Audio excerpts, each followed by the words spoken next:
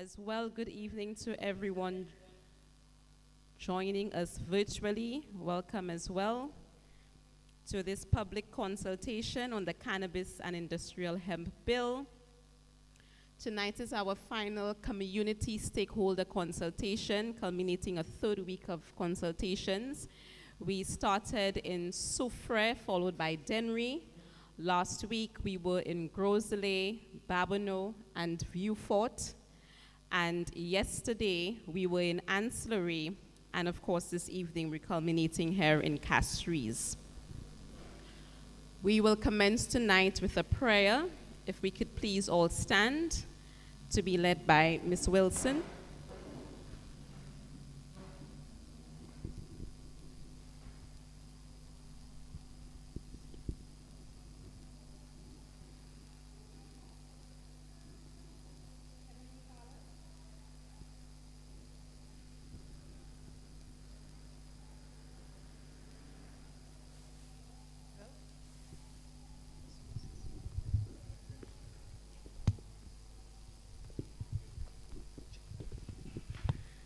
Heavenly Father, thank you for the opportunity for all of us reaching here safely. Bless us with your presence as we keep open-minded to all the benefits that come with this consultation. Thank you for the opportunity of a new day, and as well as the opportunities that this bill brings for us as a people as well as a country. Please allow everyone here to reach here safely, keep open-minded and positive as we grow as a nation, learning what the cannabis and industrial hemp can do for everyone in this room. Thank you for your blessings. Thank you for your presence. Thank you for everything you do for each of us in this room. In Jesus' name we pray. Amen. Thank you. Please be seated. So my name is Shamil Joseph Pierre. I am the Corporate Secretary of the Regulated Substances Authority. To my left is Dylan Norbert Inglis. He's the Chief Executive Officer of the RSA. And Raquel Wilson, who just prayed for us, she's the Executive Secretary. So our team is presently comprised of 3 persons. However, that will be expanding very shortly as we do have the mandate for establishing a cannabis regime in St. Lucia. There is the board of the RSA responsible for policy matters and otherwise, led by Mr. John Joseph, the chairperson who has an expertise in business. The deputy chairperson is Vernie Manuel, the director of the Bureau of Standards. We also have Ms. Sophia Alfie Henry, who is the PS in the Ministry of Commerce. Mr. Francis Fontenelle, PS in the Ministry of Finance. Rosemary Pierre-Louis, who is the representative of civil society. Mr. Kurt Harris, who's a person with expertise in science. And as well, Dr. Stephen King with expertise in medicine. So that completes our 7-member board, and the RSA is under the Ministry of Commerce, which of course is headed by the Honorable Emma Hippolyte, Minister for Commerce. So that is just some background about us. I will now hand over to the CEO, who will commence the presentation on the Cannabis and Industrial Hemp Bill. If we say anything that you have a question on that specific matter, then kindly just raise your hand. We will take your question.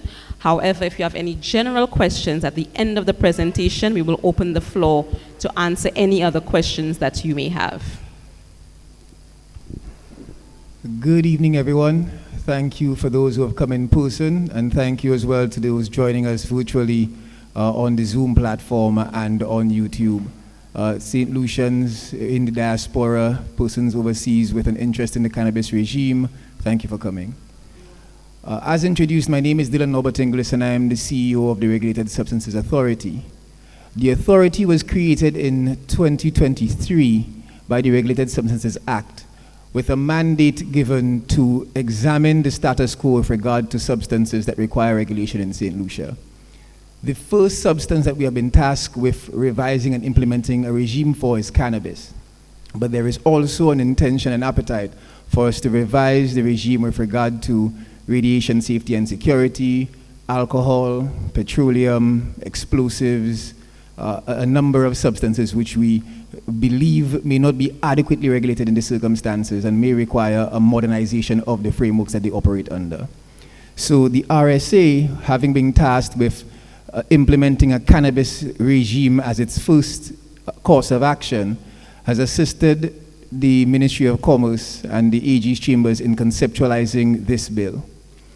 The Cannabis and Industrial Hemp Bill, as it has been drafted, has been circulated for public consumption, for review, and for advice as to what should be part and parcel of the industry, which will soon be implemented in St. Lucia. So we start off with what is cannabis, and many may know the answer, but for the benefit of those who do not, cannabis is a plant. And that plant has many compounds and chemicals, some of which are called cannabinoids. Some of these cannabinoids, and one popular cannabinoid is THC, which many of us are familiar with. That cannabinoid binds with receptors in the brain and causes an effect that we refer to as feeling high or intoxicated. Industrial hemp is a variety of cannabis. The industrial hemp plant, however, has a very low amount of the THC cannabinoid we referenced earlier. But that plant, because of how it is grown and how stocky and burly it is, it can be used for a number of industrial applications. So you can use it to create hemp fiber, hemp board, hempcrete, hemp plastics. There's a variety of applications that plant can be used to create. Is cannabis currently legal? Before we pass the proposed cannabis legislation, the status quo allows an individual to be in possession of 30 grams of cannabis on their person. That is the current law. You are also permitted to cultivate 4 plants per household. That is the current law. Sale of cannabis, cultivation in excess of the 4 plants, importation of cannabis, exportation of cannabis, all of these activities remain illegal in the current dispensation of the law. And that is what this piece of legislation will seek to change.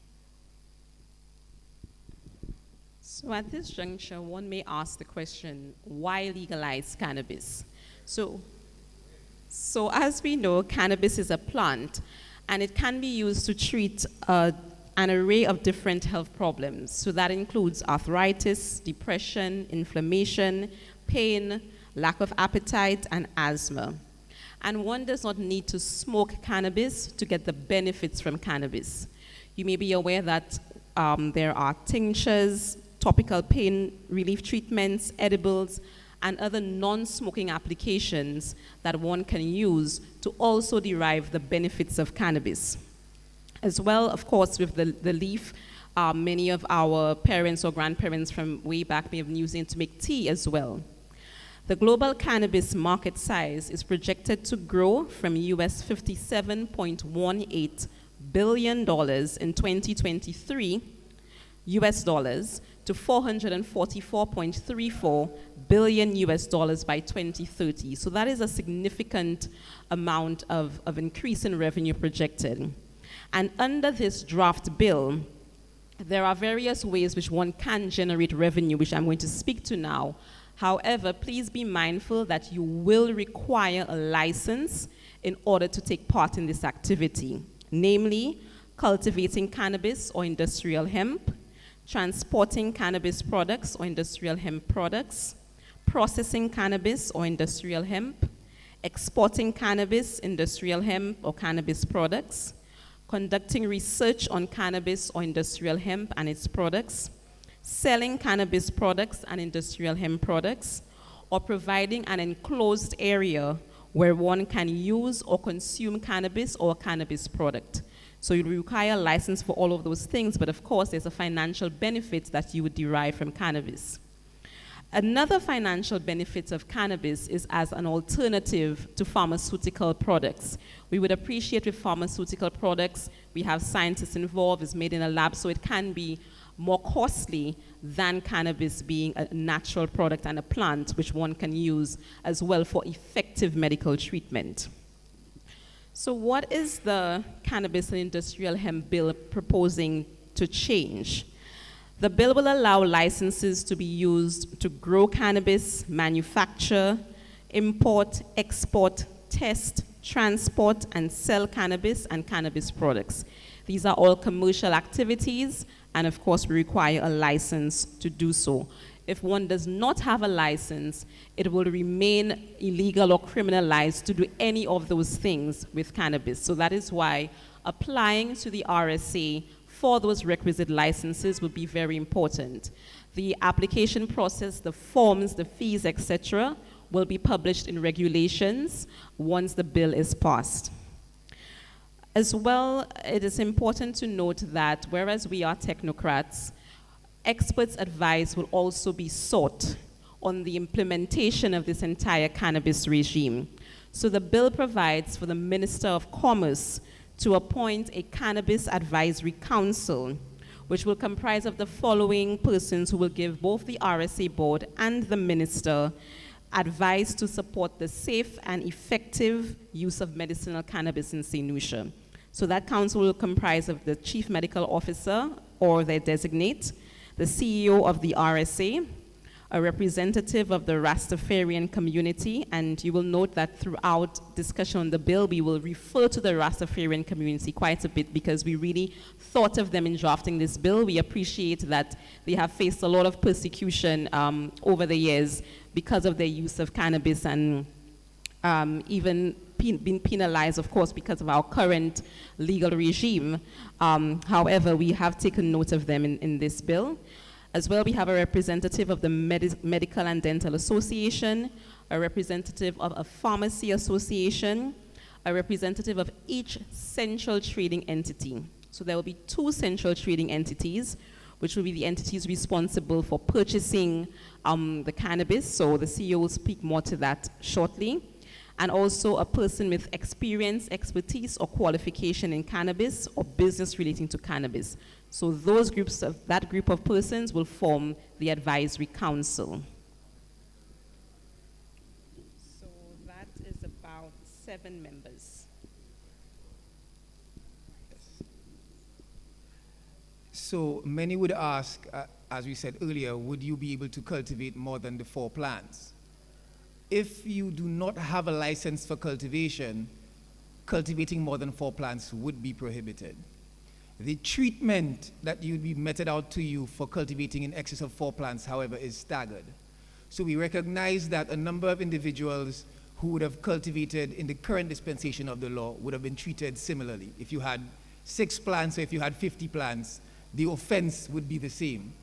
So the proposed legislation actually gives a tiered approach to the treatment of individuals who are cultivating above the 4 plants that is allowed. So if an individual is cultivating in excess of 4 plants but less than 12 plants, it is a Class A offense referred to as cultivating more than 4 plants. If you have more than 12 plants but less than 75 plants, that is deemed a commercial amount of cannabis. So you would be charged with cultivating a commercial amount of cannabis. If you are cultivating in excess of 75 plants, then the offense would be cultivating a trafficable amount of cannabis. And the penalties would be tiered similarly, so that an individual who is cultivating 100 plants is not seen and painted with the same brush as an individual who's cultivating 6 plants when he's permitted only 4. Within the legislation, and we wanted to stress this point, there is an amnesty that is granted to individuals. So the Minister of Justice is empowered by this bill to deem a period of time for an amnesty. The Minister of Justice can give that amnesty period for up to 1 year, and during that period, an individual who can evidence that they are cultivating cannabis, that they were cultivating cannabis, or that they are in possession of cannabis, large or small scale amounts of cannabis, may apply to the RSA for an amnesty. If they meet the criteria, the Minister of Justice will be informed, and that individual may be issued a certificate of amnesty. With that certificate of amnesty, as it is proposed in the legislation, the individual will not be liable for them to be charged for the cultivation or possession of cannabis, albeit it is recognized that they were doing so before the law permitted them to have been cultivating or been in possession. If you are issued a certificate of amnesty, that individual is deemed a traditional cultivator. The traditional cultivator nomenclature in the bill, being referred to as a traditional cultivator, would give you certain privileges in the legislation and treat you differently to other persons who would want to be able to benefit from the cannabis regime as outlined in the legislation. So again, if it is that you would have been found at the time that the bill is passed to have been previously cultivating or been in possession of cannabis, you can apply for an amnesty within the amnesty period. After the amnesty period has ended, one will not be able to apply for the amnesty and will not be able to be deemed a traditional cultivator. So if it is that the Minister of Justice determines that it will be 6 months, understanding the length of time for propagation of the plant, if it is that in his wisdom he determines it's 6 months, after that 6-month period, somebody will not be allowed to claim that they are a traditional cultivator and get the amnesty.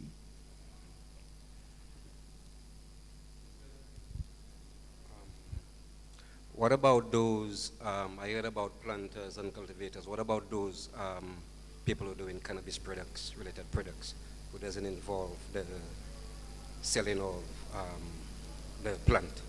Right, so these persons are still in possession of cannabis or cannabis products. The cannabis and cannabis products are treated similarly, and these persons would be able to apply for the amnesty. And if they are issued the amnesty, they would be deemed under the legislation, even though they weren't cultivating, they would be deemed the traditional cultivators. All right, so the question would then be, go ahead. Has the RSA and the government determined a time frame for this? For the For amnesty? the amnesty, all those... So as I said, the legislation will allow the Minister of Justice to deem the amnesty period. So when the legislation is passed, the Minister of Justice will by order specify if it is 3 months, if it is 6 months, but he can give up to 1 year. All right? So having received the certificate of amnesty and been deemed a traditional cultivator, if it is that the individual is in possession of cannabis, they would then be able to allow for that cannabis to be sent through the legitimate means that the regime allows for. If it is that that person wants to remain a cultivator, they would then apply for a cultivation license and have to meet the criteria to obtain that license. But again, the fees and treatment of these individuals deemed traditional cultivators would be different in the circumstances. So they would have concessionary rates for their licenses and special treatment given to them. We need to also speak on the central trading entity. So within the bill, there is reference to a CTE. The central trading entity is the entity which will be required in legislation to purchase all the cannabis that is grown in St. Lucia, or to permit the cannabis to go from a cultivator to a processor. The central trading entity, as it is currently drafted, must have an ownership stake of at least 20% traditional cultivators. And we spoke earlier on how an individual would become a traditional cultivator. So in order for a company or cooperative to apply to be a central trading entity, they must evidence that at least 20% of the ownership of the central trading entity is held by traditional cultivators. When you've received the status as a central trading entity, you would also then be able to purchase the cannabis from all of the cannabis cultivators, sell to the dispensaries, and if it is that a cultivator is also a processor, it would make no sense then for you to sell your cannabis to the CTE and buy it back to process. So in those cases, the individual who is cultivating and also wishes to process may pay a fee to the central trading entity and bypass having to sell the cannabis and buy it back. The reason that the central trading entity was created with that percentage of traditional cultivators is that we are cognizant of the fact that you have a number of individuals who may want to come into St. Lucia and invest in the industry. But we are also cognizant of the fact that we have traditional cultivators who have been plying this trade for many years.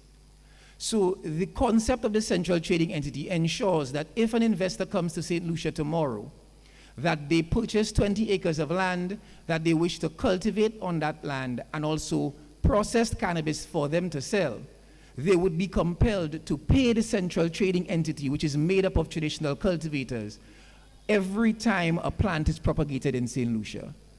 So that is the reason and thinking behind the central trading entity. The legislation allows for a maximum of 2 at any given time. And again, though the legislation speaks to having a minimum of 20% traditional cultivators, it can be completely owned by traditional cultivators. We understand that, just one second, we understand that you may need investors to come in from overseas who have the liquidity to allow for the funding, because a cultivator will not want to sell their cannabis to a CTE and not receive their funds within a short enough space of time. They would not be in a position to wait until the CTE sells that cannabis and gets the money back to pay to the cultivator. So there is a need for the persons applying to become a CTE to have sufficient financing that they can bridge that gap. Understanding that they may need to invite foreigners into the company, that is why there is a minimum standard set for 20% of the company to be owned by traditional cultivators. Got a question? Yes, good evening, everybody.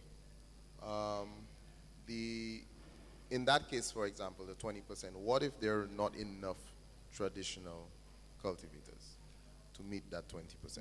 Based on the figures we have currently, it would be quite easy if the traditional cultivators become part of the industry to meet that number. Okay, so... So it essentially is compelling any individual who wants to be a central trading entity to reach out to the traditional cultivators to become part and parcel of that cooperative or company. In order for this emerging cannabis industry to succeed and to thrive, we appreciate that there must be some security frameworks in place and, of course, operating with international standards. So one of those that we intend to implement is a traceability software, which we call a seed-to-sale platform. So essentially, it will track from the time the cannabis seed is planted and until it is sold. So what that software will do, it will do three main things. Number one, it will satisfy the banks receiving funds from cannabis, that is legitimate funds. So simply put, when you have sold your cannabis and then, for example, let us say you've earned $20,000 and now you want to deposit it to the bank, naturally they would need a source of funds. So you will be able to get through the seed to sale platform your receipt to say we have received this cannabis. It was sold by John Doe, and so these are the proceeds from the sale of cannabis. So it's legitimate funds essentially, because we appreciate that there may always be an illicit market for cannabis, even though we intend to have it legalized through this framework. So it will provide that security and accountability. Secondly, it will allow for the auditing of the industry to satisfy the International Narcotics Control Board and international bodies. And thirdly, it will ensure that we can trace the quality, potency, and batches of cannabis that result in the final product. So there will be class 1 and class 2 cannabis, a stronger potency being class 2, lower potency being class 1. The seed to sale tracking platform would then as well be able to track potency of the various cannabis plants as well. So it will assist in that process, so we'll know exactly how much THC may be in each various plant. How will you be able to get cannabis? So the stronger potency I referred to as class 2, one would have to have a registered doctor give a prescription, and they can purchase it from a licensed pharmacy. However, if it is the lower potency class 1, it can be acquired from a registered dispensary without a prescription. Who will determine what is high potency and low potency? As I referred earlier to the advisory council, that council, which comprises of medical professionals, professionals in business, and from the RSA, will be the ones to determine what is the threshold for the class 1 and class 2 high or low potency cannabis. Does a dispensary have to be a pharmacy? So a dispensary only selling class 1 cannabis does not have to be a pharmacy, but if it's selling class 2 cannabis, it can sell class 1 and class 2, but once it includes class 2, which is the higher potency, it must be a licensed pharmacy. Will people be able to smoke anywhere? And the answer is no. Consistent now with cigarettes, for example. With cannabis, it must be a licensed place for smoking cannabis, where cannabis can be smoked. And of course, we just have that provision to appreciate that there are members of our society who do not want to be exposed to any type of smoke. And so we have to respect those rights, and we have designated places or in a private place, such as your home, where you can consume or smoke or vape cannabis. With respect to persons driving or working while under the influence of cannabis, similar to alcohol, you should not drive or operate any heavy equipment while under the influence of cannabis, because we appreciate in that state some persons may be mentally compromised, and so it will be an offense under the legislation if one were to operate heavy-duty equipment or vehicle while under the influence of cannabis. Again, we are taking into consideration the wider society and protecting lives and health and just ensuring that as a precaution.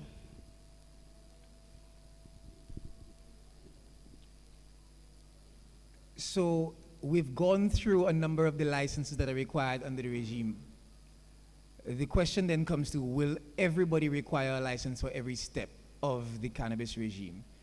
The Minister of Commerce has the power under the legislation, I'll get to your question in 1 second. The Minister of Commerce has the power under the legislation to exclude a certain class of products from requiring a license, both for importation and for dispensing. So we recognize that in some cases, there really are cannabis products that may not necessarily need the same level of scrutiny as other cannabis products. So by way of example, birdseed is made up primarily of hemp seed. It would not, to our minds, be proper to compel a pet store to obtain a license to import birdseed or to obtain a license to sell birdseed, recognizing it is a cannabis product.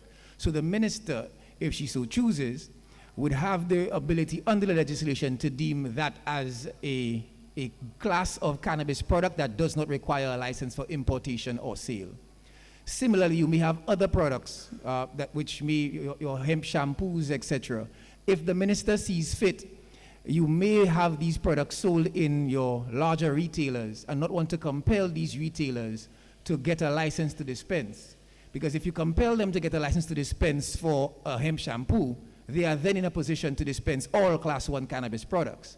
So instead of compelling them to get a license for some of these lower level cannabis products, the minister may, if she sees fit, indicate that these products or these classes of products will not require a license to be dispensed, which is to be sold, or to be imported into St. Lucia. You had a question? Yeah, man. Before the selling of cannabis and free up and freedom and legalization and rarity, what will become of the cannabis prisoners? If the cannabis prisoners are not free, they're not going to legalize cannabis. They have to free the prisoners, the cannabis prisoners. What will become of them? So the legislation as drafted, we spoke earlier of the amnesty for individuals who at the time of legalization can claim that they were involved in the industry, but that would be specifically for individuals who have not yet been arrested and charged. The powers that exist with regard to nollie prosing or not prosecuting persons are still held by the Director of Public Prosecution. The power to act as the Governor General does with regard to his powers under the Constitution still remain. So it is a discussion that can be held, but it is not something that the bill treats with. It is something that the Constitution allows the Governor General to take action with regard to.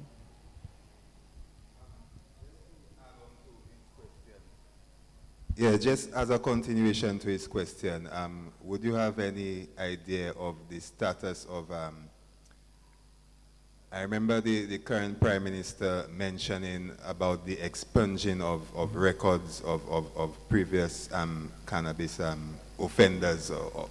Can you speak to that as to what the status of that is right now? So that amendment was passed some 2 to 3 years ago. And individuals who do have a conviction for cannabis because of the amendment can apply to have that record expunged. Yes. So we spoke earlier about obtaining your cannabis, whether it be Class 1 or Class 2, and spoke to the fact that the difference between Class 1 and Class 2 will be determined by the minister on the advice of the council.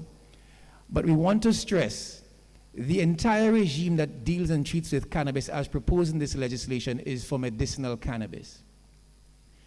A medical practitioner can prescribe cannabis to anybody of any age if that medical practitioner is of the view that the individual can benefit from the cannabis use. That means that, yes, a 2-year-old child or a 60-year-old person can get a prescription for cannabis if it is that the medicinal practitioner is of the view that they have examined that patient and that patient can benefit from the use of that cannabis product. They will, in those circumstances, advise the caregiver or parent as to how it should be administered and give that person, who's listed as caregiver in the legislation, the ability to give that child a cannabis product. If it is that an individual wishes to obtain class 1 cannabis, which is the cannabis product that does not require a prescription, in order to self-prescribe, so to speak, that individual must be over the age of 21. So if that person is under the age of 21, they will require a prescription to access class 1 or class 2 cannabis, and they can do so at any age because a medical practitioner will advise you the terms on which you should be using the cannabis. Above the age of 21, you would still require a prescription for class 2 cannabis, but you would be able to access class 1 cannabis without a prescription from any class 1 dispensary. We want to also touch on, yes, go ahead.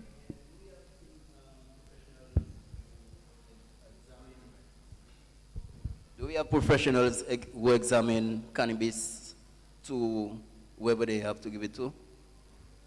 I'm not sure I get your question. Do we have like professionals like eligible to provide the You mean the substance? doctors? Yeah. So yes, there are some doctors who have gone through, on their own, who have gone through the training in cannabis. It has not been, understanding it has been illegal hitherto. It has not been something that they have been mandated to receive training for. But we have had conversations with the Medical and Dental Council, who would have given the doctors the license to practice, and they are now looking into the various courses that would be available for your current medical practitioners to prescribe cannabis.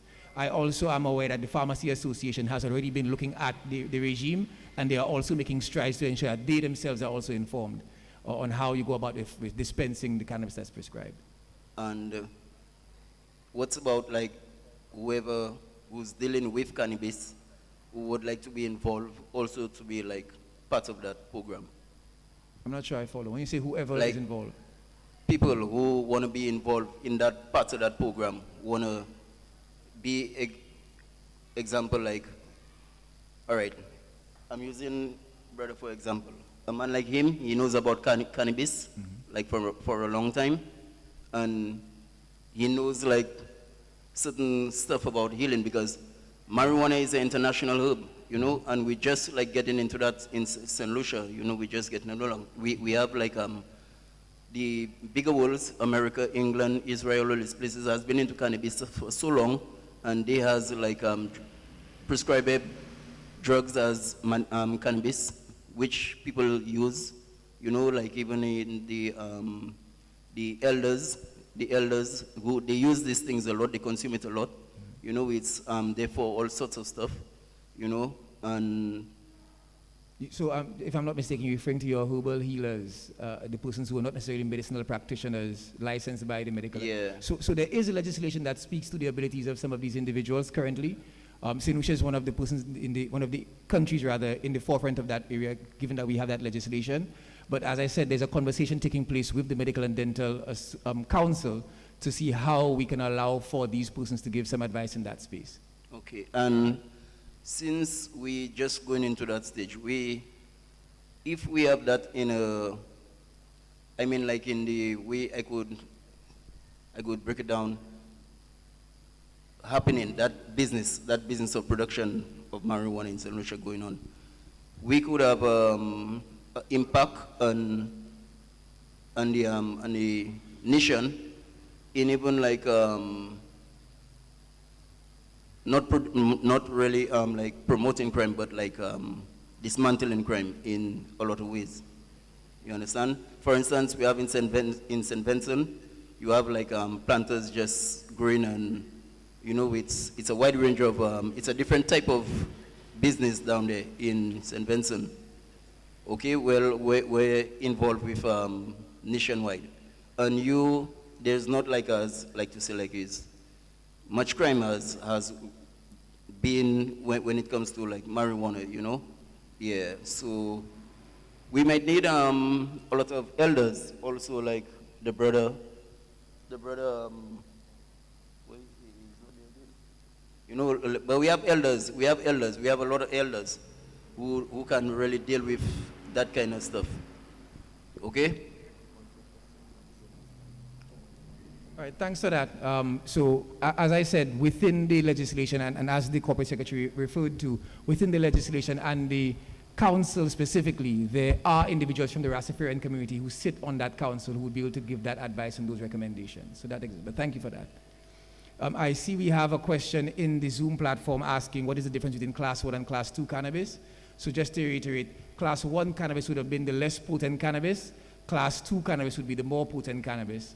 The difference between Class 1 and Class 2 would be determined by the minister on advice from the Medicinal Cannabis Advisory Council. All right? My concern is what local products has came up for the RSA or the government about which class, which doesn't deserve a license since St. Lucia want to be the leading countries when it comes to the cannabis products. Could you ask that again? What cannabis products that doesn't deserve a license? I guess the RSU or the government have an idea about what product that doesn't deserve a license. So as I said earlier, the Minister of Commerce has the power in the legislation after having consultation with the RSC and with the Medicinal Cannabis Advisory Council to make that determination. So we cannot speak for the minister. There is also, as I said earlier, the Medicinal Cannabis Advisory Council. The technocrats and other persons on that council will advise the minister which products may not require a license for importation or dispensing, and they will then have the minister act accordingly with an order to so dictate. So does that mean this is going to take longer than we, the local planters and growers, anticipated? Because like I understood, they're trying to have that bill going through before the next general election. So it would not change the timeline for the bill. So whether after the bill is passed, the council in the legislation will recommend to the minister that product and that product should not require a license to import. That does not change the timeline for the bill. Wouldn't that still have to go back into cabinet and discuss? No, but the legislation would still be in existence. The persons would still be allowed to cultivate. You'd still be allowed to, if you have a license, be deemed a traditional cultivator, to have a CTE, to have transportation licenses. All of those matters would still subsist. It would really come down to the minister at the time that she receives adequate instructions to make the order, which can happen at any point in time. And as we evolve within a cannabis space, there can be new products that come to the fore at any point in time. The minister can decide that do not require a dispensing license. So for example, if you have plastic chairs made of hemp, you may not want to require a license to sell a plastic chair made of hemp. There's hemp plastic that you can make chairs out of. The minister may indicate that you do not require a dispensary license for this product. I understand, because the reason why I'm asking those questions, I've been into the cannabis products since 2013, and I've been doing my cannabis products both abroad in the States. And my philosophy of it, the same law and legislation that's in Europe, America, and all over the Caribbean island is not going to be any different from St. Lucia. So I think there is something that is being held in back that we're not getting, or the proper guidelines, so we could do the work before those foreign investors come in and just take over us. That's just my concern. So we will touch later on some of the points with regard to the foreign investors, but again, that is why St. Lucia has a piece of legislation that is different to all of the other jurisdictions. So nowhere else in the Caribbean or in the world, as we have seen, reviewing the legislation has a central trading entity. And in conversations with the other islands that have legalized, they have looked at this model and looked at it and indicated that they would like to see similar models incorporated into their jurisdictions.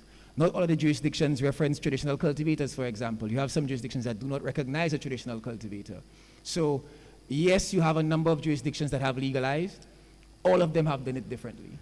There's no one shoe fits all in that space. In the case of countries like Barbados, for example, the flower is not allowed to be sold. So there's no smoking in their context at all. So I'm saying to you, yes, we recognize that there are lots of jurisdictions who have legalized. St. Lucia's legislation is different, and we believe that it is the reason we've brought it to this forum and to forums similar to this, so you can advise as to whether you think that there's a need for us to change or tweak the legislation as we have drafted it. But we have also looked at what Jamaica has done, what Antigua has done, what St. Kitts is trying to do, what Barbados has done, what St. Vincent has done, what Grenada is proposing to do. They're all different, and we think that what we have done works for St. Lucia. I understand, because all what we, the local planters, growers, jugglers need down is just the information to be one step of the game before those big guns come in. Because it's true. That's why we're here. It's true. That's why we're here. So if you know there's that planter who grows the strain, I think that is the time we should be working with them and telling them, okay, this is what to do, this is what to do. Because I would rather, I heard you mention something earlier on about 20% goes to the local stuff, to the local people, because of the foreigners do have to come in. Supposing there's a local who have all the sort of resources. But that's what I'm saying to you. It was a minimum number. So make sure that you listen to the entire statement. It is a minimum number. We would love to see the CTE made up of completely traditional cultivators or completely made up of St. Lucians. But we recognize if it is that there is a need to reach out to investors, because you need to be in a position to pay an individual for their cannabis immediately. In the current dispensation, when a cultivator sells their product, they get their money immediately. They don't wait 3 months to have that money released to them. So if you have a central trading entity, it must be in a position to pay to the cultivator immediately or within a short enough space of time. If you are unable as a group of traditional cultivators to raise that capital, you may require the assistance of investors. So that is why there's a minimum amount set, so that if an investor does come to St. Lucia and they want to be a CTE, they must still have a conversation with a number of traditional cultivators and have them join the company or the cooperative before they can register as a central trading entity. So that's why we, or me, people like me, who concerned about the figures, what are the figures? Because the RRC and the RSA and the government who have done the homework at the background do have a figure in mind. But if we don't have a figure in mind, we've been in the dark shade. So if we have a number that we're working with, there's at least 6 or 10 of us who come together and build something. As far as I know, there's a THC cooperative, and I'm on the outside of it. And there is not one thing they could convince me to be part of that cooperative. Is there anything the RSA have been doing to recognize that THC cooperative? Well, keep in mind the legislation has not been passed.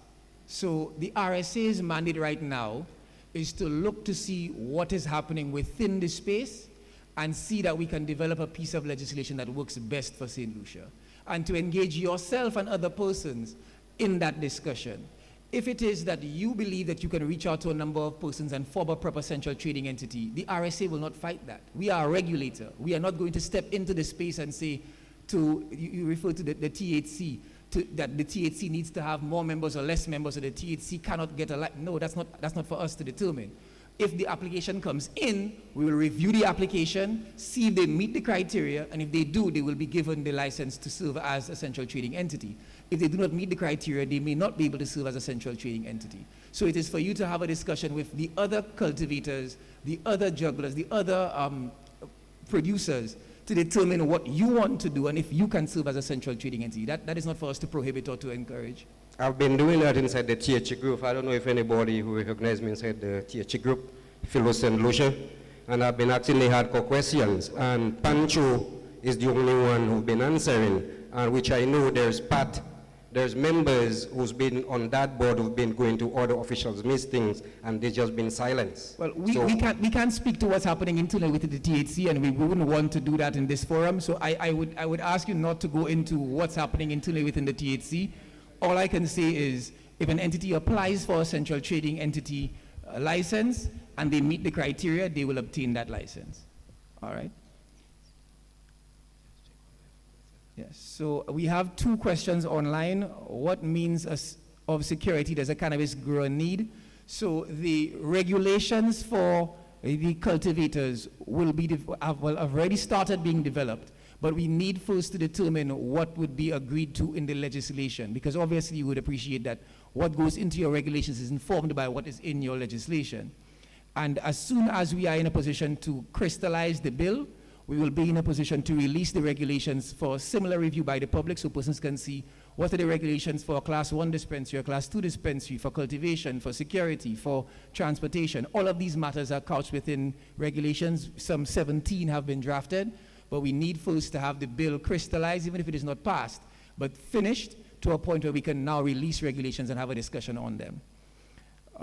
There's another question that says, what is the function of the standards of Bureau position in terms of good agricultural practices? So we'll speak a little bit later on the roles and responsibilities of all the other governmental organizations, but the Bureau of Standards, safe to say, would have the same responsibility it has now with regard to standards in St. Lucia generally. And that would be to set any standard for any aspect of life in St. Lucia, including within the cannabis space. Can the CTE be a dispensary as well, or would it need a license for both? So we'll touch on that point as well a little later, but the CTE automatically is the holder of a license to import, to export, and to package cannabis that it purchases, but it will not be within the space outside of that. The members of the CTE may also obviously have their cultivation license because they are required to be the traditional cultivators, but the CTE itself will not be cultivating or have a license for cultivation. So just to go back to the point we were making earlier on the prescribing of the cannabis class 2 and class 1, you also have within the cannabis space internationally a trend towards synthetic cannabis. So some persons who realized that cannabis, the plant, was illegal, and by virtue of it, the various leaves and plants, and flowers and various aspects of the plant were illegal, use some biochemical processes and chemical processes to create cannabinoids. In doing so, they were hoping to have flouted the legislation that they never cultivated cannabis plants or had cannabis plants. Sufficient training has not been done on the creation of these cannabinoids, and sufficient research has not been done on the effects of these synthetic cannabinoids. As such, synthetic cannabis and cannabis products are banned for importation and for use in St. Lucia. We will only be allowing the actual plant and the products produced from the actual plant. So just to touch on the point that was raised earlier about the CTE license a little more. The central trading entity, yes, it will be allowed to purchase cannabis from the cultivators. It will not be allowed to be a cultivator, but it can also import cannabis and cannabis products, which will include the seeds and other products that they can then sell to dispensaries.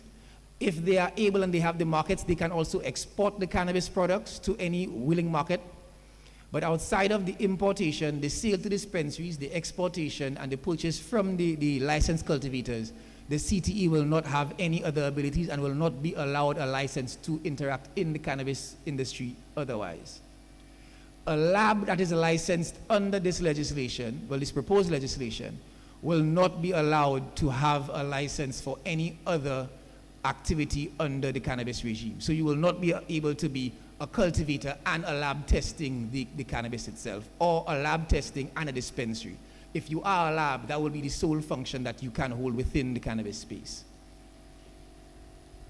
So the Regulated Substances Act of 2023, as I said earlier, is what created the RSA. In that legislation, it references inspectors as a specific office. The inspectors, or as we refer to them now within the RSA, your field officers, are individuals tasked with being our eyes and ears on the ground at the RSA. So the field officers will receive an application that somebody has submitted to the RSA.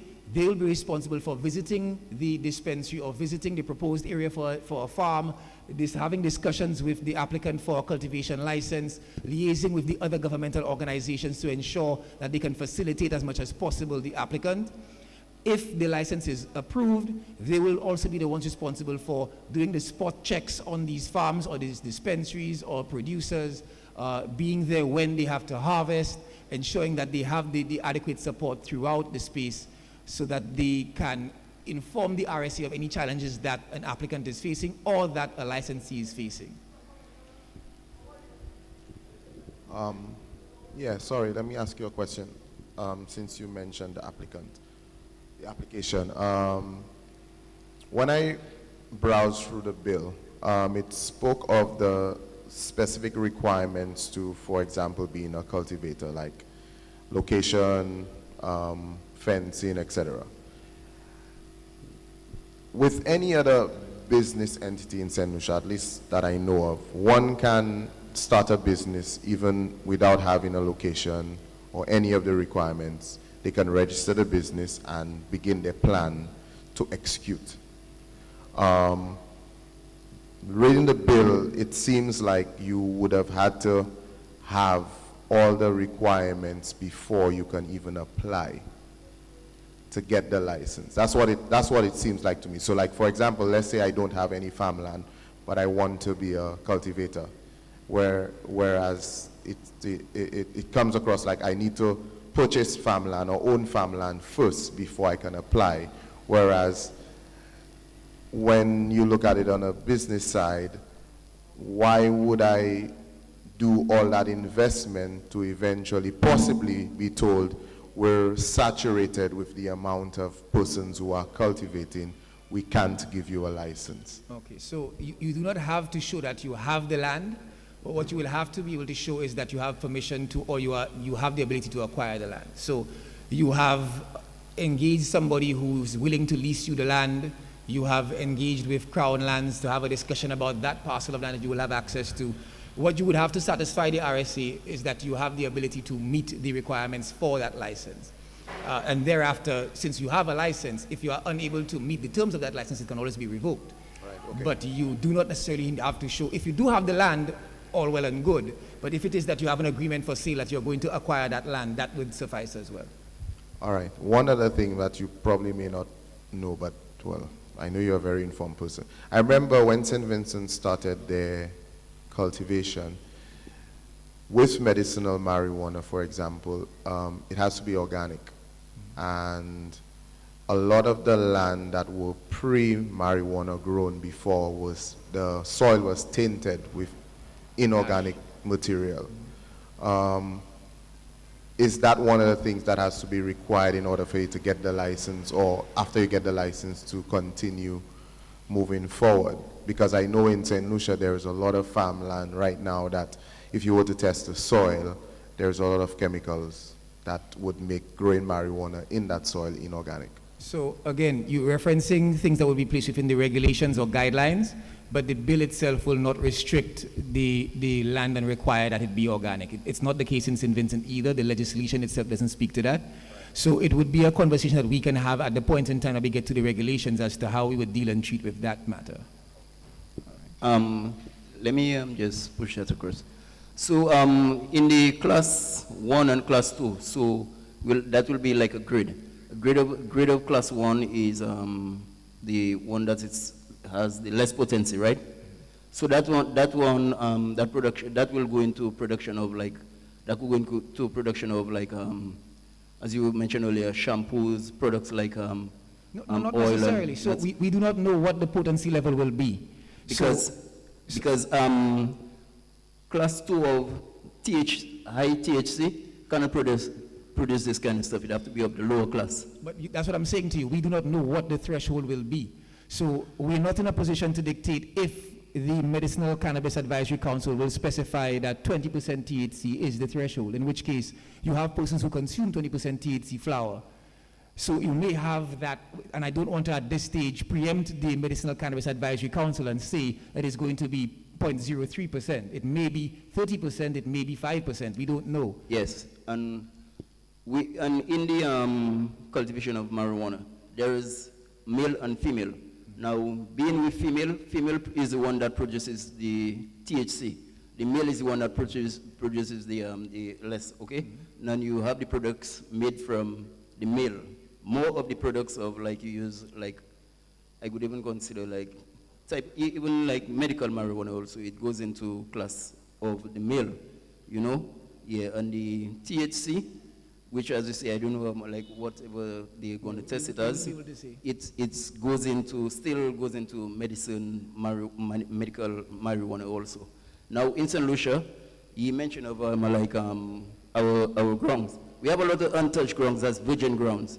And a lot of the people or foreigners, many of them know we produce very good stuff because our land is virgin soil, okay? We have what's in chemical, but you turn over the land and you could get that organized and still turn it back into, because it's that's how it replenishes itself, the land. Okay? Yeah. So these what we have here, the people will be looking for strong marijuana. A lot of the But again, that's what I'm saying to you. I don't think it's wise to go too much into strong marijuana because we do not know what is class 1 and class 2. So when the legislation is passed, we will then know class 1 and class 2. We are not in a position to talk right now on what is strong marijuana because the well, difficulty... that's you have to give it in like in just a raw, like, you know. No, but you see, what you're referring to as strong marijuana may still be class 1.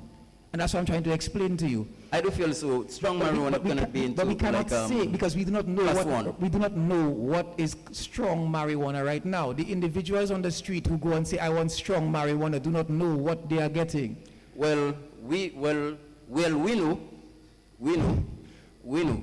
I don't. I'm not telling about everybody. You understand? But that is how it is. It's THC found in the higher or the so highest potency. What is the percentage? The percentage? Yes, for strong marijuana. Limitless. But that's what I'm saying to you. The person who right now goes into Barron's Drive in Soufriere and says that I want strong marijuana, and the juggler who gives that person strong marijuana, we do not know what that is. And you do not know if it is 16%, if it is 20% THC in the flower. The person who has the cannabis tincture or oil that they're using that says, I want that strong thing, we do not know what it is. We are accustomed to saying, I want strong weed. But we do not know if the strong weed you are using now is 18% flower and that satisfies you. I understand. So that's what I'm saying to you. Do not now say that strong weed will be what this and so. We don't know. When the Medical Advisory Council meets, they have persons on that council who are Rastafarian, who the Medical and Dental Association, your CMO, and they will sit down and discuss, okay, we are looking at this amount to distinguish it in your class 1 and class 2. To reach their standards. So there's no more strong marijuana. There is class 1 and class 2. We will know what class 1 and class 2 is when the Minister of Commerce specifies this is the distinction. I have been advised by that group of persons. And the reason it is not within the bill is because the minister can, as she continues to receive advice from the from the Medicinal Cannabis Advisory Council, change that figure. So if it is that we realize that it is too low, she can change it. If it is that she realizes it is too high and the persons are not pleased with the strength of that potency, it can be lowered. So what we want to understand from you is if you are okay with the legislation that creates that mechanism, if you are okay with the mechanism, then we need to trust that the advisory council will do its work and advise the minister adequately. But I cannot now speak to the male plan, which is that's something that we have to wait until the advisory council advises the minister. Yeah, good evening. Will the regulation have a specific quantity for the cultivators? So the cultivators will apply for licenses based on the space that they want to cultivate in. So if it is that you're saying, I would like to have a farm of 1 acre, then there would have been a tier for 1 acre or lower, 1 acre to 5 acres, 5 acres to 10 acres, depending on the space that you want to cultivate in. All right.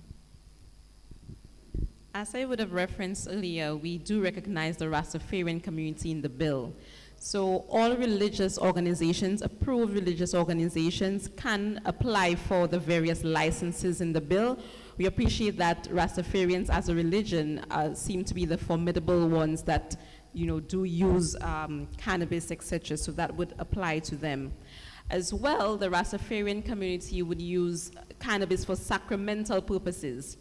So separate and apart from commercial activity, they would be able to utilize cannabis for sacramental purposes. So how that would work is, remember I referenced the C2 sale platform, which would be tracking all cannabis from the time it is grown to when it is sold.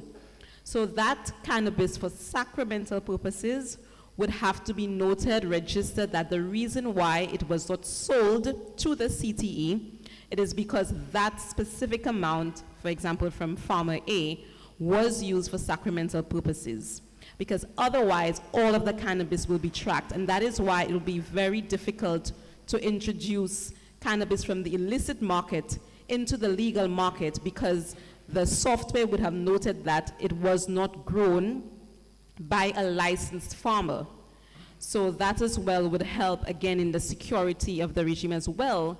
If there may be predial larceny, then it would have been, for example, stolen from a farmer who has a license, and then they're trying to introduce it again to the legal market. It would be recognized that it was from farmer B, and so that was stolen. So just a further expansion there.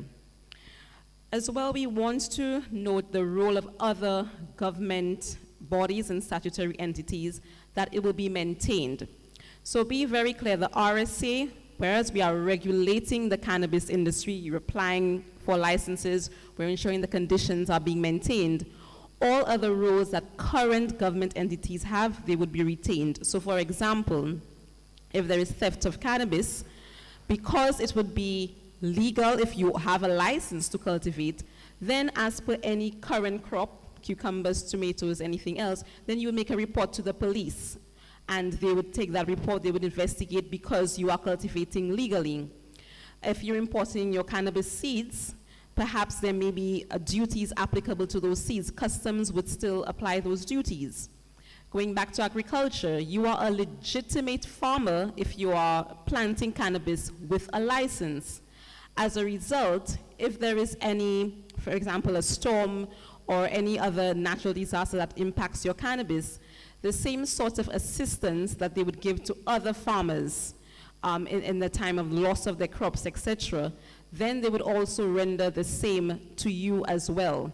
If they are giving certain concessions, certain drip lines, or fertilizers, or whatever else for other farmers, you can then, with your license, say to agriculture, can I also benefit from this? And you should be able to as well. So just note that all of these other entities will still continue to serve you as legitimate cannabis farmers licensed in that space as well.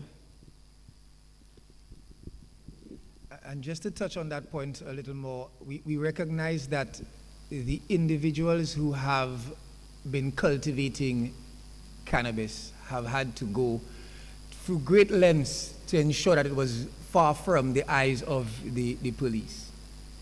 Many of these individuals are cultivating in the forest reserve. We do appreciate that these persons may be able to obtain the amnesty, and they may also be able to be seen as traditional cultivators. But we as the RSA and the legislation being proposed cannot empower you to stay in the forest reserve.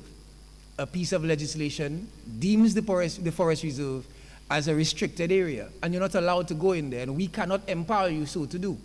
So what would have to happen in that case is the individual who receives the amnesty, who is deemed a traditional cultivator, who wants to apply for a license to cultivate, would have to reach out to an individual who owns property, use property that they have, or have a conversation with Crown Lands to look at property that may be available for cultivation. And that's why we spoke earlier about the roles of other governmental organizations. Right now, there is a challenge with a farmer who's cultivating cannabis going to Crown Lands and saying, I'd like an acre of land to cultivate cannabis.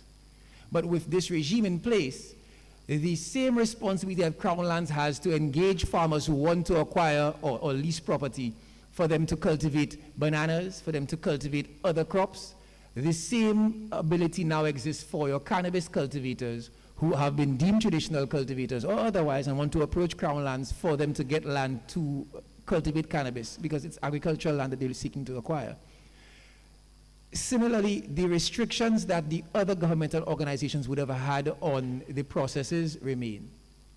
The corporate secretary spoke earlier about customs. You also have within the Ministry of Health, your drug inspectors. These individuals have been given by these pieces of legislation certain rights and responsibilities. It is not because one has a license to import cannabis that when you import cannabis, the drug inspector will not similarly have the ability to go to vet that you are bringing in the product you said you were bringing in, even though you have that license to import. So we want to stress on persons that having the ability to get a license for cannabis does not mean that no other governmental organization can cause you to be in consistent stance with their piece of legislation. And you should, when trying to apply for a license along the cannabis space, ensure that you meet the requirements not just of the cannabis legislation, but the Inland Revenue legislation, for example, NIC if you have staff, all of these pieces of legislation and the requirements under these pieces of legislation will subsist. So what, we have a question?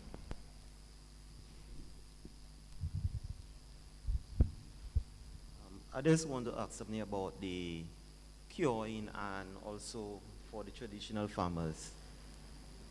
I just follow a lot of the Americans and the Europeans, the way they grow and stuff. So for traditional farmers, I see that when you have like you have Americans, you have foreigners farmers coming in, that the way they will be curing, they will be basically flushing the product.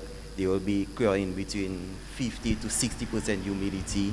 They will basically keeping the taste, flavor, all these things will be there.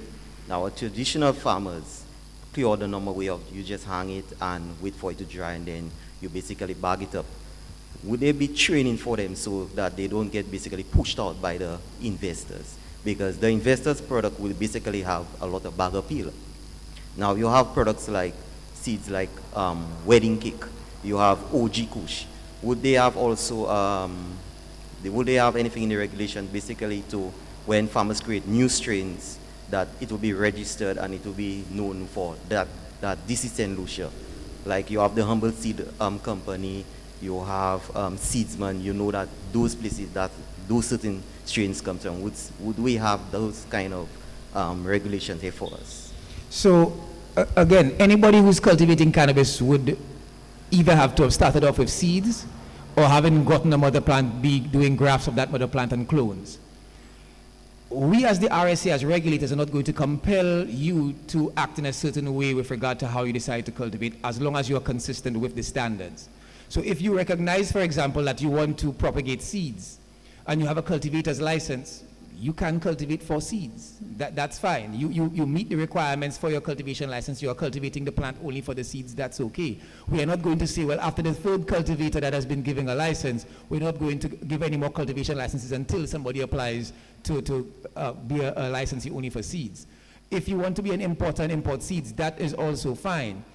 We would encourage persons as much as possible to develop these fresh strains that are not available elsewhere in the world, but we will not compel the cultivators in St. Lucia and say that you cannot cultivate the strains that already exist. If it is as a business person, as a prudent business person, you decide you want to distinguish your brand and distinguish your product, we'd encourage that. Obviously, we want to ensure that the persons who are utilizing our product see it as a different or a niche product, because they can get the OG Kush in other places. They can get the AK-47 in other places. But will they be able to get your strain in another place? And you would have to make a determination if you want to develop your strain that they cannot get in another place. Now, you could have those strains, but it always comes down to the curing. Now, if you have to watch the way that those investors, the way that they cure the product with those big farms, it might create a problem for us, for the normal way we just basically cure our product. I disagree, and I will say this to you. The product that they're curing and that they have available, you would be surprised to note that just in the treatment of your cannabis, you now have a cannabis that is a niche product. So you have authentic Caribbean cannabis or authentic Rastafarian cannabis. And that may be something that a tourist coming down to St. Lucia will say, I don't want the product that I know I can get in that space. I prefer to get the authentic Rastafarian cannabis. And I want to know that it was hung in this way and done in that way. You know, that it is sun-bathed cannabis. These are things that we expect the persons in the industry to capitalize on. But as an RSA, as a regulator, we will not say to you that you must do it in this way or that way, as long as you meet the standards established by the regulations and the Bureau of Standards. All right, so.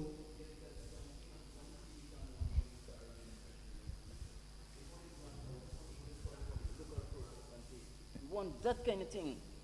We want that kind of product. We want the product from St. Lucia. We don't want the one we have in America. We want the one St. Lucia has. Right. Okay, that is what they will be asking for, you know. Now, we importing our seeds, because we're going to have like some license to import the seeds, right? Yes, an importer can import seeds. Now, anytime you import seeds and you plant seeds, it always loses a certain potency, but the potency it loses, it doesn't have the original one, but it develops a different type of when you're planting it. Mm-hmm. You understand? So that is where I agree with you, you know, in the, okay? So we're on the right track. Thanks for that. So, let me ask a question on her behalf. She mentioned that, for example, right now you have individuals on the side of the road, for example, selling cigarettes, among other things, and you can go there and buy a 5 bag or 10 or whatever. She's wondering, how would it affect people like these? Would they be able to get a license, or would they be able to do something like, you know, you go to a gas station, you buy a pack of cigarettes, and you come on the side and you sell singles? Is there any thing? So anybody who is selling or dispensing rather cannabis would require a license for it. So they would have to meet the regulations that speak to a Class 1 dispensary. As the Corporate Secretary said earlier, a Class 2 dispensary in the legislation is required to be a pharmacy. A Class 1 dispensary is not. We have developed regulations with regard to the Class 1 dispensaries, and we will be in a similar forum as this, discuss what these requirements will be and determine if they have to be tweaked accordingly.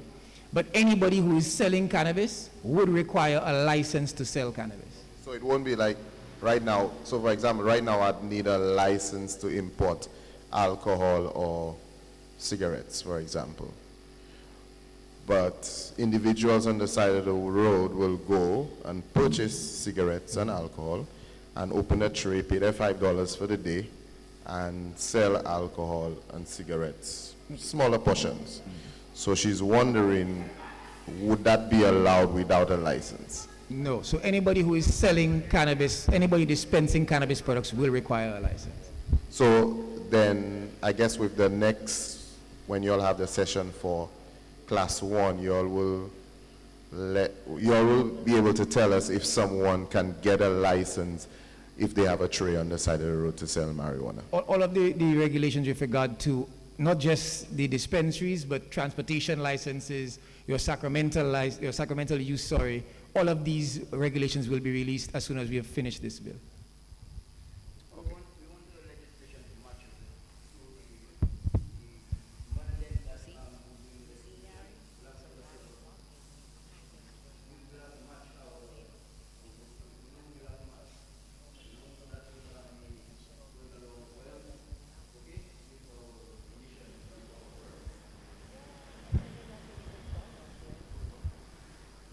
Okay, good evening, everybody.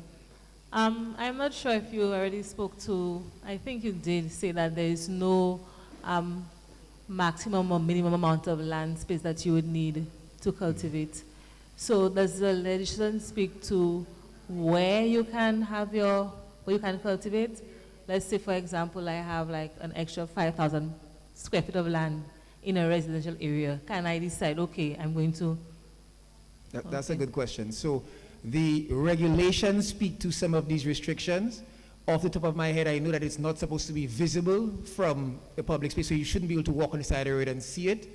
But I do not believe that there is a restriction with regard to it being in as a residential space. There is, to my mind, also a restriction with it being close to a school, though.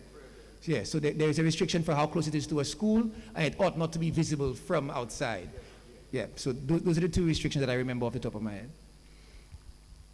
We also saw a question with regard to the training for the farmers. So again, as the regulators, we would be ensuring that the persons have received a license if they meet the criteria for a license.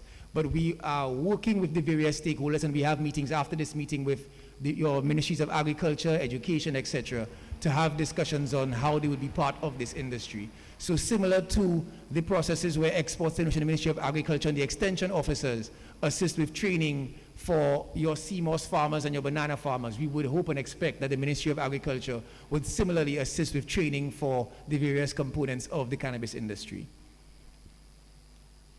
So what happens next? We have disseminated this bill through the length and breadth of the island. It has been made available online. We've had a number of similar engagements to this in Vieux-Fort, in Gros-Islet, in Dennery, in Ancillary, in Soufrière, really to ensure that persons, one, understand what is within the bill, and two, get an opportunity to critique it. Let us know what their thoughts are, what their concerns are, any comments that they have that we should look to incorporate into the legislation. Or possibly, if it's not in the legislation, within the regulations that will come after the legislation has been completed. So after we have completed this process with the public stakeholder engagements, we will be having meetings as early as next week with stakeholders, from your Christian Council and your Ayanola Council for the Advancement of Rastafarianism, all the way down to your invest in Lucia and your exports in Lucia. We will be speaking to all of these stakeholders, your youth council and your citizenship by investment, all of these entities, so they understand, and the business community as well, so that they understand what is coming, similar to this forum, so that the regular person understands what is coming within the legislation. These as stakeholders will have an opportunity to similarly critique it and see whether they have some concerns with what is being proposed in the legislation. After we have gone through that iterative process with them, some of the comments will be incorporated into the bill. And that is why this forum and these other forums are important, because the comments coming from these settings will then inform the considerations of changes to the legislation. After we have completed the changes to the legislation, we will then be sending this bill to the Cabinet of Ministers for onward processing at the cabinet level. And if it is approved by the Cabinet of Ministers, it will then be laid in Parliament for enactment of the Cannabis and Industrial Hemp Bill. So I want to encourage persons who have not yet sent in comments, who have not yet read the bill, who have either online today or who have been in the room, to go to the RSA website, to go to the Ministry of Commerce website, to go to the Bureau of Standards website. So you can send us an email to info@rsa.govt.lc and we will send you a copy of the bill. If you prefer a physical copy, you can come to our office at the SLBS building and we will furnish you with a hard copy of the bill so you can review. As we understand, some people prefer to have a physical copy to review. We really want to encourage persons to take the time. It is a somewhat lengthy bill at 126 pages, but every part of our society will be touched by this piece of legislation. And even if you are not a cannabis user, you may have family that would benefit from its use, but I will be affected by its use. So it's wise to my mind that you are informed as to what the bill allows for, what is prohibited, what are the offenses, what you can do, so you can determine if you want to reach out to us at this stage to tweak and make sure it is best suited for St. Lucia. We have looked to see what exists in Jamaica, in St. Kitts, what is being discussed now in Dominica, what is being drafted now in Grenada. We have taken all that into consideration. But all of these countries are not St. Lucia. And we believe this bill is best suited for the St. Lucian experiment and the St. Lucian context. So we need the advice from you as the people on the street, the people who will be part and parcel of the industry. What should we change, if anything? What needs to be tweaked? What is good to your mind? And with that information, we will incorporate it into the bill if we see merit in it, and that bill will become the piece of legislation that the parliamentarians will give assent to and become the piece of legislation that governs the cannabis industry. So I will thank you again for coming and open the floor to any remaining questions that we may have. Yes, as you mentioned, it would probably be preferable to have the hard copy of the bill to go through. So currently, are there any places where the hard copy can be accessed? Like for example, would there be one at the Central Library, institutions like that where people could access, you know? Okay, so we do not have one at the Central Library, but we'll take that recommendation. No, where can we get it right now? As I said, it's available at our office at the St. Lucia Bureau of Standards, so you can visit us in BZ and we will furnish you with a physical copy of the bill.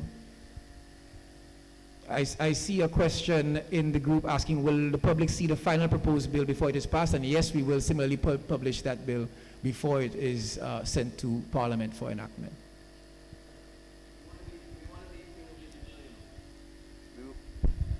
Because we want to be innovative too, you know. When we learn of what other countries has been doing, yeah, we'll learn from them, but we want to be innovative to our own growing of our marijuana. Okay? Now you said earlier we're going to have like something like a lab, right? Mm-hmm. Yeah. Now I saw you at the CBD. Mm-hmm. The CBD, yeah, the CBD is one of the stuff that you get the medicines from, and which I find that would be very important in St. Lucia for St. Lucians, because we are a bit far from that. We are a bit far from getting this stuff going in St. Lucia. So I thank you all for producing that. We're supposed to be in that a long time ago already, but true, I don't know if it's like the leaders, you know, and stuff like it have to be because, you know, that's supposed to be on the floor already, because it's a millionaire in industry. what no, that cannabis production. Okay? Yeah. So I thank you all for one and all. Thanks for that. So we have another question on the Zoom platform. Can I register an LLC and break it down into small businesses, so planting, processing, and selling? So yes, an individual can apply for a full suite of licenses that will allow for the cultivation, the processing, and the dispensing of cannabis. You can do so if you so please. If you want to register them as separate entities, you're also free to do so. Any other questions? Yeah, I would just like to know if, well, not like to know if, but I would like for on your part that you could do the best you can, because you know in St. Lucia there are lots of people who their livelihood depends on cultivating marijuana, the cultivation of marijuana. In spite of it's not probably a huge percent of the population, but there is a great percent of this population that their livelihood, feeding their children, sending their kids to school, their livelihood depends on this. Okay? It's a fact. But you know, with the legalization and that there will be an influx of foreign investors. So I would like for you all to, on your part, do everything to protect the people, the local people of this country.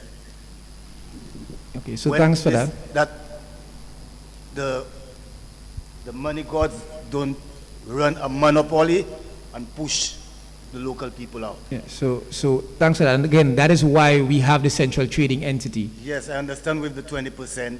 So again, the minimum of 20%, we are encouraging persons, if they are so minded, to come together and form a central trading entity. We'd love to see 100% ownership of central trading of traditional cultivators forming a central trading entity. And keep in mind that if you have the investors who come to St. Lucia and they want to take part in the industry, and you would not have been a cultivator, but you would have been in another aspect of the cannabis space. So you were selling cannabis, for example. You still have the opportunity to be regarded as a traditional cultivator. And you still, as a member of a CTE, can benefit from these persons who come in, even if you're no longer within the cannabis space. So somebody who, for example, as you were asking earlier, somebody who has a mall right now, who says that I'm in the cannabis space, they can get their license as get the amnesty still. They can then be deemed a traditional cultivator. And as a traditional cultivator, they can register to be part of a CTE. And even if they decide they don't want to sell cannabis going forward, every time a plant is propagated in St. Lucia, they will still be able to benefit, because the funds paid into the CTE are funds that will be for its ownership and members. So we try to create that mechanism to ensure that the individuals who may still feel that, okay, the cost of investment for me to go into a farm may be a little bit prohibitive, but I'm a traditional cultivator. And you then have the opportunity, even without being part of the industry, to still benefit from what happens in the industry 10 and 30 and 40 years from now as a traditional cultivator. Yeah, because we see this in business every time. You know, foreign investors would come in with the bulk of money. They would purchase a huge portion of land, import their own workers, their own seeds, their own everything, the machine, everything top class. And it would be very hard for we the locals to compete with them. And that's why we want to give this special treatment. Spending money. But that's again why we give this special treatment. So we do not know what the license fees will be as yet, but I spoke earlier to the concessionary treatment to the traditional cultivators. So if it is, for example, and I'm not saying that will be the case in St. Lucia, in the case of St. Vincent, the traditional cultivator's license is $100. Whereas $100 is what St. Vincent charges for the traditional cultivator's license. Whereas a company that wants to cultivate on 2 or 3 acres of land in St. Vincent may be paying upwards of $50,000 and $60,000 US. So you realize the difference in treatment with traditional cultivators versus the companies that come in. So you're not trying to prevent them from coming in, but you want to give the leg up to the traditional cultivators, and that is why it is important for persons to recognize the need to come forward to say, I want to be a traditional cultivator. So you have that special power that ends after that amnesty period. but you now can get your license for a concessionary rate. You now are more attractive in this space. And if I am a cannabis processor, as opposed to getting a license for 200,000 US dollars, which some licenses go up to, as opposed to buying a license in Jamaica, in California, you have licenses for $250,000 US dollars. As opposed to, if I may, as opposed to paying that price, I would prefer to allow a cultivator who's paying $500, $1,000 for his license to cultivate for me, because the price point of his cannabis is going to be less than me paying $250,000 US dollars and also having to invest in my operation. So it's trying to make it more attractive for these individuals to go to the traditional cultivators to farm for them.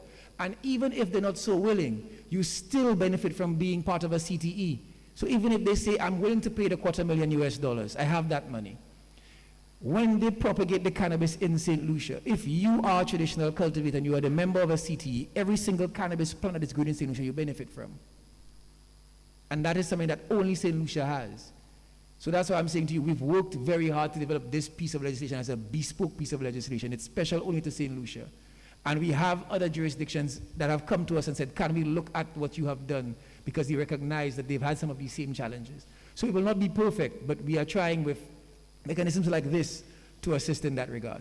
One thing, I hope we do get this kind of license. We want a license like St. Vincent, you know, $100, $200. We don't know nothing about this kind of thing. Now, you see the $250,000, there is places that have millions of people. So these people could say 1 million, 500,000, you understand? And we want to be self-sufficient in our stuff. That is the thing that will be keeping us on top and keeping us enduring. Question for you. So, a traditional cultivator, is it going to be seen as an individual or a company? So a traditional cultivator can only be an individual or a religious organization. Okay. So a company cannot be a traditional cultivator. All right. So if someone who is not a traditional cultivator, can they partner with a traditional cultivator to start a company that is co-founded by a traditional cultivator to get the traditional cultivator? So as it stands now, the traditional cultivator is only an individual or a religious organization. So a tabernacle can come to say that this tabernacle wants to apply for a traditional cultivator's license in the current draft. If it is that there's an interest in allowing for traditional cultivators to form companies for cultivation, then that's a recommendation that you can make, and we will take that recommendation and see how it can be incorporated in the bill. But as it stands now, it is only for individuals. So how do I make that recommendation? So you can send us an email to info@rsa.govt.lc. Okay. Can I get a copy of the presentation? Copy of the presentation. We'll have a conversation after the Okay. Yes, so it is on Zoom, and it will also be live on YouTube, and there will be a YouTube link that will make the entire viewing of this evening's proceedings available to you. Hi, good evening. First, I'd like to commend the work that you guys have done by the RSC and putting regulations in place before we start to embark on selling, cultivating, and producing marijuana products legally. My main concern is this, right? A lot of legislation has been passed in our country for a number of years, and a lot of them has not been maintained or regulated. So with this bill and this regulation that you're about to propose, my thing is, do you all have the capacity to ensure that those regulations are maintained and regulated over the years, and that things don't just go by the wayside? People start doing things what they want, how they want, and you don't have persons and institutions in place to ensure that persons follow the law. Okay, so the board of the RSC has been working diligently since June last year to ensure that we have a proper framework in place, not just for the legislation, but for the enforcement of the legislation. So we do have an appreciation as to what is required by way of the number of field officers, by way of the number of compliance officers, and the corporate structure that would lend support to the industry that we are proposing. Obviously, there are very often resource constraints that the country is met with, but our hope is that we will be in a position to meet that full criteria of persons And with that staff complement in place, we are confident we will be able to police the industry.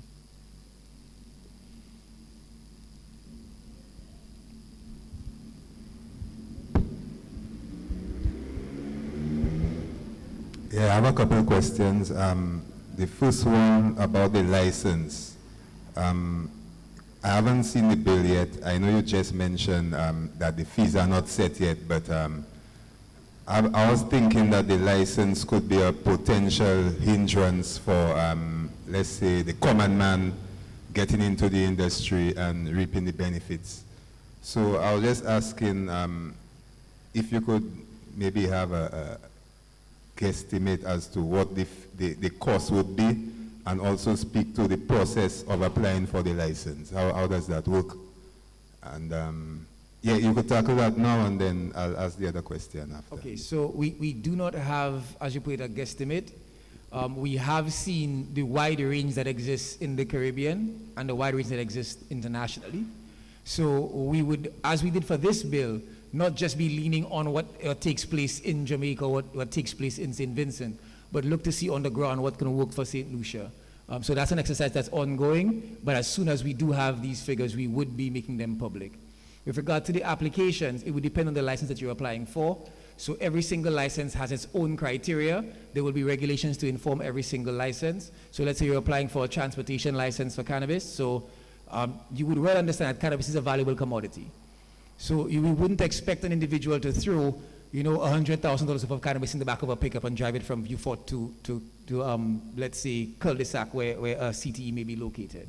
Somebody might set up a roadblock. So the legislation speaks to a transportation license, because we intend to have conversations with the insurance council and insurance companies to ensure that when you have caused a licensed transporter to take your product, it can benefit from similar insurance as your cash in transit. But for us to do that, we must ensure that we have a criteria set for those licenses so that the insurance council and the insurance companies can feel satisfied that you have met the criteria, so I can now insure that vehicle or the product in that vehicle or the amount of the product in that vehicle. So that's why the regulations are very important, and that's why the discussions, not just with the public, but with the stakeholders, is also important. Okay, so yeah, my second question has to do with like in a legalized market, avenues for employment opportunities within the sector. Can you say if, I don't know if there'll be a separate, maybe a separate government department created dealing with the cannabis industry, or if that comes under the Commerce, Ministry of Commerce or what, but I was just thinking in terms of employment opportunities just in general in the industry. What are what's the potential for that? So as I said earlier, all the government agencies that have certain responsibilities in the space will maintain that. So many of you would know about the Youth Employment Agency.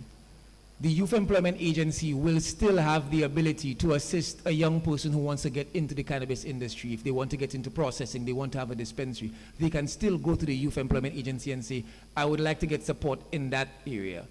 If it is that you're a manufacturer and you need concessions to bring in your packaging or your raw materials, the Ministry of Commerce assists manufacturers. So you can go to the Ministry of Commerce and say, I would need assistance to get a concession so that I can bring in my raw materials. If you are a cannabis cultivator, you're a farmer. You can speak to an extension officer in that space, get recognized as a farmer if you meet that criteria, and then you can apply for the same treatment as another farmer, an FAR pickup, and other things that the Ministry of Agriculture already does and already permits for farmers. So there are mechanisms in place. The persons within the cannabis space have not been able to benefit from them because they were dealing with an illegal product. When you are licensed within that space, you can then go through all of the legitimate means that have been available to all the other persons before the legislation was allowed. So that's why I'm trying to reiterate to persons. Do not think that the RSA is going to be the one-stop shop giving you all of these things. The RSA is a regulator. You will apply for a license, we will determine if you meet the criteria, and we will give you a license if you meet that criteria. But if you then need assistance as a manufacturer, right now manufacturers who need assistance go through the regular mechanisms that exist and they get that assistance. If it is that you want the MSME loan grant for small businesses, the Ministry of Commerce has been running that now for over a year. So individuals can go to the Ministry of Commerce, apply for the MSME loan grant, and say that I'm a manufacturer within the cannabis space. I've applied for my license and I've received my provisional license, etc., for me to go into manufacturing of cannabis products. That is now allowed. So you do have that opportunity. Yeah, and something that just came to mind, I think that was totally missed in the whole presentation tonight, the aspect of education.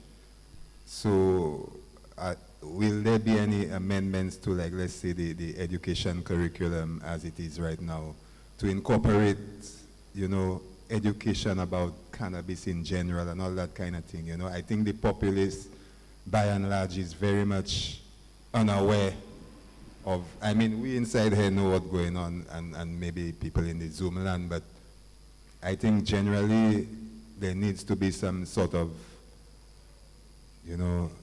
drive, I don't know how to just to usher in, the cannabis industry in St. Lucia. Okay, so thanks for that. Again, the RSA as the regulator for the substances is not in a position to dictate what will be in the syllabus for the schools.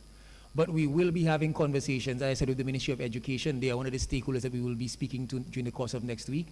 And of course, we would encourage as much as possible that persons understand what is happening within the cannabis space and for all of the regulated substances. So radiation is another substance that we're supposed to have responsibility for.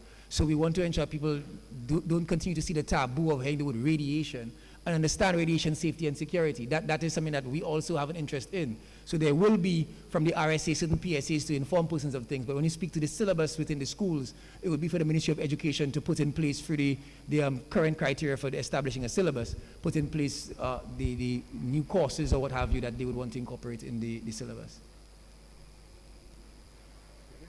Have the government or the RSA decide what they're going to do with the revenues or the profits of the cannabis industry? So the proceeds of the cannabis industry, you would recognize that farmers do not pay tax. Cooperatives do not pay tax. Medicine is not taxed. So when you speak of the proceeds of the cannabis industry, I hope you recognize that this is an initiative that for the government itself does not make very much money. Outside of license fees, there isn't very much money coming into the government. What it does, however, is it causes a lot of the money to work within the economy generally. So you have cultivators who are farmers, who are making money, they can now inject that into the economy in another way. That is the interest that we have in causing the economy to grow. But the government itself, from cannabis, if you actually take a look at it, if medicine is being sold, the government isn't making very much money. So this is an initiative recognizing that we want you to benefit, not necessarily the government to make money.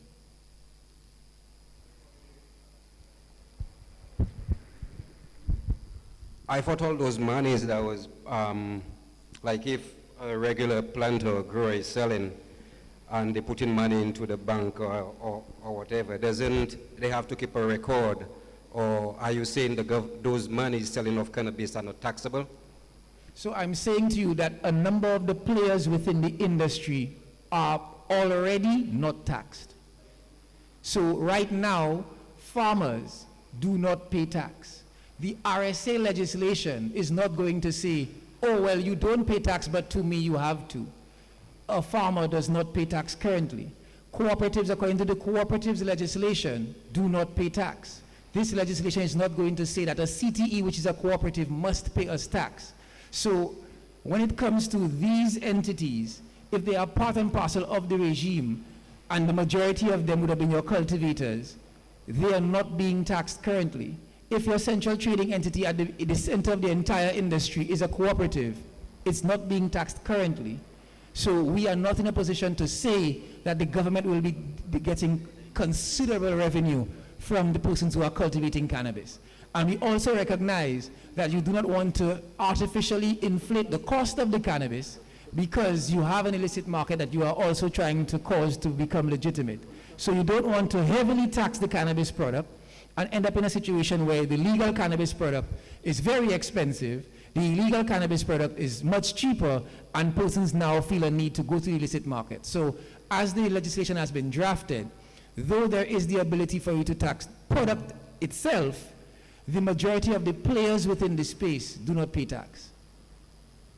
I'm still a little bit confused because you mentioned about you don't want to heavily tax cannabis. So which means there are cannabis products or cannabis that would be some form of taxable.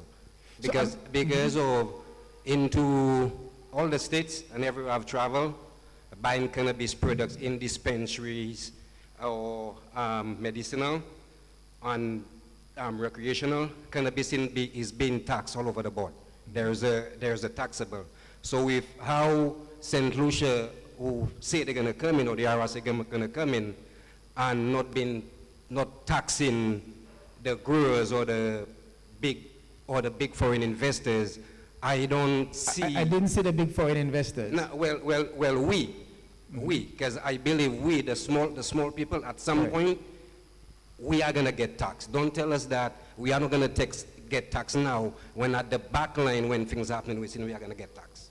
That's just my concern. So again, what I'm saying to you is the individuals who are within this space who require that sort of assistance, because they would have been your traditional cultivators and your farmers, the legislation, and this is not the RSA legislation, that is legislation that exists already.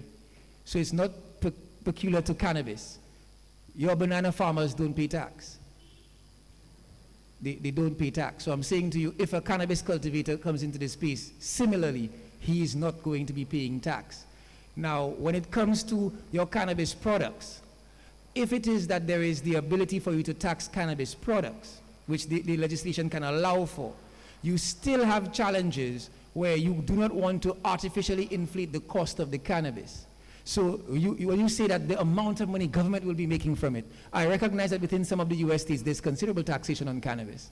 But in our context, where cannabis is so easily and readily available, I would not be so bold as to say that government will be making a lot of money off of cannabis, especially in the initial stages of the industry. Because if you are so to do, you will not then be able to cause persons to want to transition to a legitimate market, and you will not then be able to have a comparable price.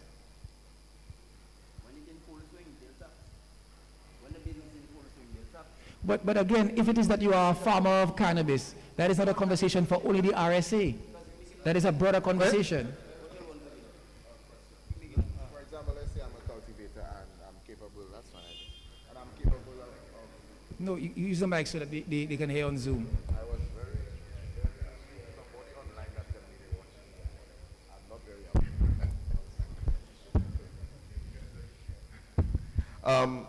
when you say not tax, for example, if I have a corporation that's a farm. A cooperative. A cooperative or LLC that's a farm. No, a cooperative and an LLC are different. Oh, I said. Right? How does that work in terms of taxes? So the cooperative would not be paying its tax. A company would pay the usual tax threshold that it pays. So under your inland revenue legislation, the company is required to pay that threshold depending on its revenue. The company pays that. Right. But I'm saying to you, a cooperative does not pay tax. So if it is that a cooperative becomes part of the industry, similar, it would not pay tax. Okay. So if I have a cooperative making tens of millions of dollars. So I would say to you, look for the cooperative legislation which exists, and you will see the provisions that I'm referencing. Just ask you. So question, as a traditional farmer, as we know with the banana farmers, there are times that they require extra hands, extra workers.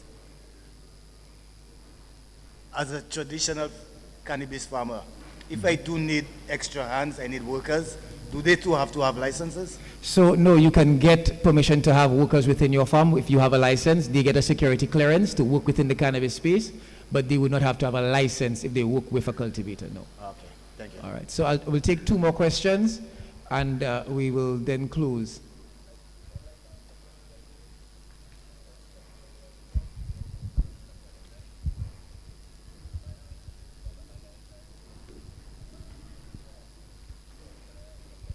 Okay, so we have somebody on Zoom that wants to ask a question. Yeah, I am calling from Trinidad and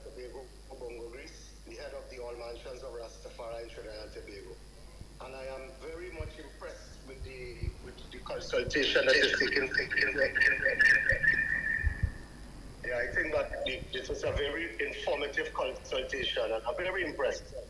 However, what I realize have been missing from most of the topics in this consultation is the awareness of public education.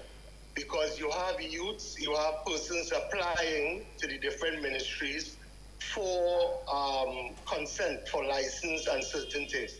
However, there needs to be education, a strong education system in terms of the whole mechanism of cannabis, industry, downstream cannabis in terms of the stigmatization and knowledge of cannabis, so as to maintain a proper agricultural practice understanding. Because if you are growing cannabis, most traditional farmers tend to use like animal feces. Since cannabis is a hydrogenic plant, we use a lot of things like bat feces, cow feces, and these things. And you wouldn't know of salmonella bacteria and all these different things that people would be using in turn. So if you are speaking about medicinal cannabis, then there needs to be a rapid training for persons who wishes to get into the industry, because it is the new form of agriculture. I was very pleased yesterday when I realized that there is an amnesty in St. Lucia, because that amnesty is going to allow the illicit farmers to now become regulated farmers, where a proper agricultural practice and the codes of conduct that is being set by the Bureau of Standards and by the St. Lucia whole agricultural system can now put in place a proper framework of cannabis policy for St. Lucia, because it is not only about incorporating cultivators to plant, it is also about the medicinal aspect, because a lot of people today, though cannabis works so well for so many different complications, there is still a stigmatization among sick persons who are afraid to take the medicinal cannabis. When a sick person, instead of tasting cannabis or applying the cannabis under the tongue, can simply apply a cannabis oil to their pulse, where they would feel the full effects of the whole cannabis thing. So knowledge is very important. But I am very impressed by yourself and the female chair, in terms of the way you handled this consultation, and I give thanks for being part of it this afternoon. Thank you. Thank you for that. I will take two questions from the platform, and then we'll allow for another question from the floor. We have one question here. Will the government provide grants to help cultivators grow their cannabis business, specifically if they want to acquire land? So again, the RSA as a regulator will not be in a space to determine how that happens, but we will be engaging the Crown Lands and the other government entities to ensure that they are aware of the cannabis regime and they are prepared for these requests to come from the public. Will a cannabis cultivator be reimbursed like a banana farmer in the event of a natural disaster, hurricane, once they have a license? So again, it would be for the Ministry of Agriculture in dealing with the farmers, and which includes your cannabis farmers who are now legitimate farmers, and determine what price point they would be meeting these persons at if in fact there was a hurricane or other disaster and they would have lost their crop. All right, so we'll take one more question from the floor.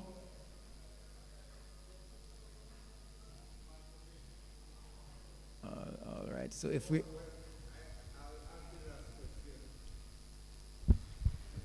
I'll ask the last question. When will this all transpire? I know they said the first quarter, which is next month or something like that, or April. So is there a date or when we could expect so we us do not to have cross a that date. line? So we do not have a date. What we have is a bill at a very advanced stage, and that is what we have come here to present to you this evening. That is what we have put online for other persons to be able to review and give their comments and feedback on. If it is that we have robust suggestions that we have to go back to the drawing board and change the bill entirely, it will take us considerable time to do so. If it is that persons are, for the greater part, okay with the bill as drafted or are requesting minimal tweaks, then the amount of time for the amendments would be negligible, and we would be able to have the document placed before the Cabinet of Ministers for approval and Parliament for enactment in a short space of time. So it comes down to the comments we receive. All right, someone asked me to ask you a question. Says, Okay, will we'll take that as the last question. Yeah, the last question. Will there be a PSAs to sensitize the public on this new path with cannabis, in particular, the CDB and THC elements, especially where the medicinal and recreational uses are concerned? So yes, we will be having some PSAs to inform persons on the RSA's role with regard to cannabis, the legislation and what the opportunities are, and other matters surrounding cannabis as we go along. All right? So thank you for coming out. Thank you for taking the time. Thank you for the interest that you've shown in not just the cannabis industry generally, but in this process. Very often persons do not get these opportunities, or when they do not take these opportunities. So we're excited to see so many persons turn out. We realize that we also have quite a few persons on the online platform. So we're happy to see persons with that level of interest. We're hoping to see comments coming into the email address that we provided, indicating what concerns you have, or what advice you have for us, so they can be considered and incorporated into the bill, so that the bill is not coming from us to you, but is as you see fit for St. Lucia. So thank you again for coming out, and we will be in touch going forward as we seek to complete this iterative process of the cannabis legislation and place it before Parliament in the coming weeks and months.